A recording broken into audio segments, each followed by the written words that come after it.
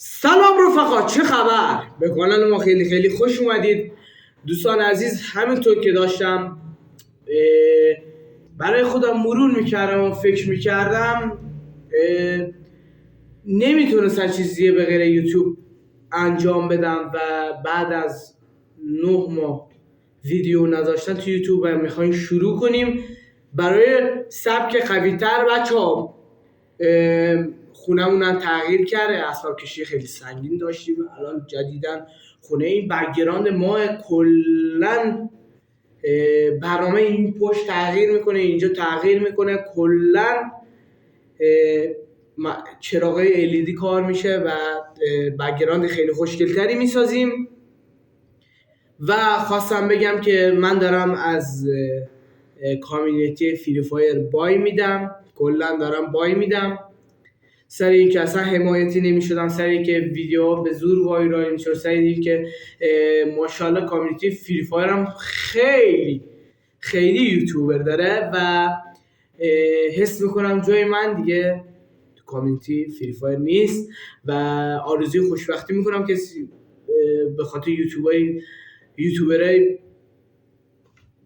فری فایری که دارن تو کامیونیتی فری فایر عمل میکنن و دوست دارم زودتر آشتی کنم و همشون یه تیم خیلی قوی‌تر و پر انرژی تر درست کنن و عمل کنن. بچه‌ها سبک من داره تغییر میکنه، کلا داره میره روی سبکی کلا دیگه. ولی اگر دوست دارین میتونید تو کانال من بمونید، من هیچ ولی شما منو تو اینجا رسونید ولی من هیچ چیزی ندارم، یعنی کلا دست خودتونه تو کانال بمونید یا برید. سبک ما جدیدن ترسناک میخواد بشه، این بک‌گراند که براتون توضیح دادم کلی چیزای ترسناک بیاد پشت منو، کلا بک‌گراند قرمز بشه، یعنی چراغ LED قرمز کار کنیم و یه سبک خیلی قوی تر، پر انرژی تر و کاملتر با تیم خیلی قوی تر دیگه. انشالله هرچی دست شماست. سبکمون ترسناک که میدونم همه دوست دارید، بمونین یه خانواده ترسناک تر بیاریم بالا و پر انرژی تر با هم دیگه در کنار هم باشیم و شاد باشیم. پس لایک و کامنت و ساب یادتون نره.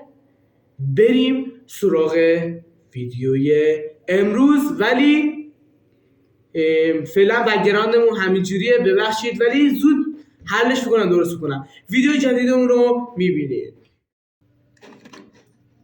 خب بچه ها الان اومدیم بریم اولین ویدیو ترسناک واقعیمو ببینیم. بچه ها سبک ما سبک انیمیشن ترسناک هست و ولاگای ترسناک دیدید در جاهای ارباب حسابن، مثلا جایی که جن زده شده، مثلا جایی که ارباب اومده. خب ولی نظر اصلیمون روی انیمیشن ترسناک. بچه ها اولی انیمیشن نوشته داستان اول صدای مامان بزرگ.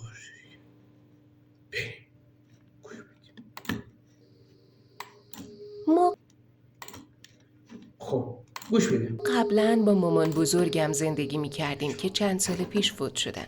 مامان بزرگم سکته مغزی کرده بودن و اصلا نمیتونست از دست و پاهاش استفاده کنه و حتی نمیتونست حرف بزنه، فقط میتونست منمن کنه و ناله کنه.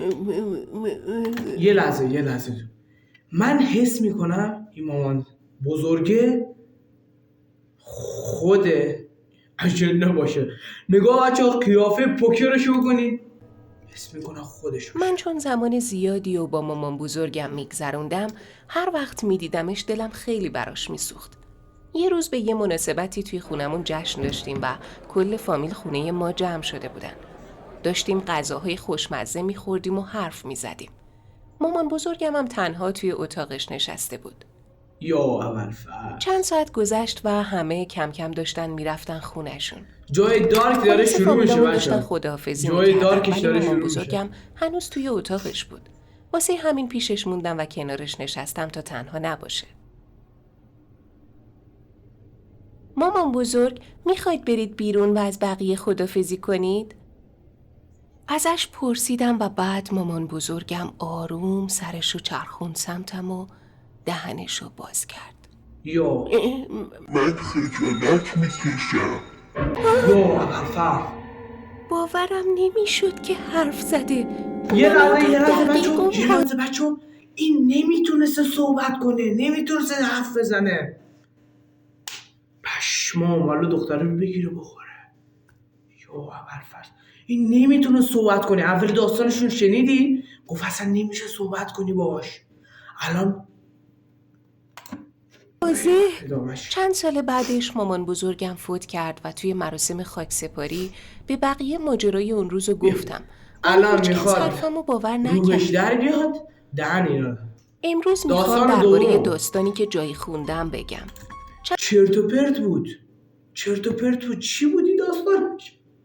داستان اول دیدی چه چرت و پرت بود. بریم سراغ داستان دوم، بریم چی. چند سال پیش توی حومه شهر یه جسد پیدا شد. اما شناسایی قربانی و یا احیانا مجرم خیلی سخت بود، چون اون فرد خیلی وقت پیش مرده بود و حتی استخونای بدنش هم تغییر کرده بودن و سالم نبودن. اما پلیس توی این شرایط سخت تونست یه سر نخ پیدا کنه. یکی از انگشتای جسد سالم مونده بود. پزشکی قانونی کشور انگشت رو بررسی کرد و بالاخره تونستن هویت جسد رو مشخص کنن. کمی بعد هم قاتلش رو دستگیر کردن. همینجوری؟ در نتیجه تحقیقات معلوم شد که قربانی هم اتاقی قاتل بوده. اون پسر توی یه روز بارونی دختر رو تا سرحد مرگ کتک میزنه و توی کوه پشت خونه چالش کرده. پلیس اون پرونده توی مصاحبه هاش گفت که گاهی توی بعضی از پرونده هامون اتفاقاتی میافتن که هیچ توضیحی براش نداریم. فقط میتونم بگم که روح ها واقعا وجود دارن. داستان سوم، خداحافظی. خب باید بگم چیزی که میخوام براتون تعریف کنم خیلی ترسناک نیست. مامان بزرگم چند مدت پیش فوت کردن. 3 روز تو مرده شورخونه موند و قرار بود بعد از مراسم سوزوندنش آجی 3 روز یارو تو مرده شورخونه بوده. نگاه کن، جای دارکش اینه که موقعی میخوان برن بذارنش تو تابوت و آتیشش بزن یا بیا بالا بگه واه جای جالبش اینجاست. آره بریم ببینیم چی میشه. بریم قبرستون. میگفتن حدود 1 ساعتی طول میکشه. مامانم به هم گفت تا سوزوندن تموم بشه تو برو توی ماشین دراز بکش. از اونجایی که قرار بود خودم بعدش رانندگی کنم رفتم تو ماشین و پشت فرمون خوابیدم. اما کمی بعد یه نفر داشت منو تکون میداد. خدا. اسممو شنیدم و آروم چشامو باز کردم و دیدم مامان بزرگم کنارم نشسته. مامان بزرگ. باورم نمیشد و چشمامو مالیدم و اون به هم لبخند زد. منم دخترم، نترس، بابا بزرگت داره صدام میکنه. من دیگه دارم میرم، پس دیگه نخواب و پاشو. دلم خیلی براش تنگ شد. داشتم تو خواب گریه میکردم که ناگهان با حس دلتنگی شدیدی از خواب بیدار شدم.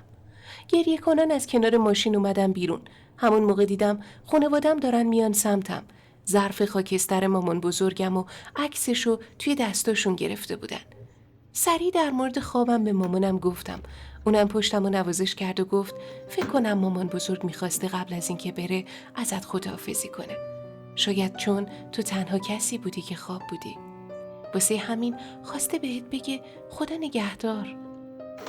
بچه ها اینم از ویدیویی که امروز تماشا کردیم.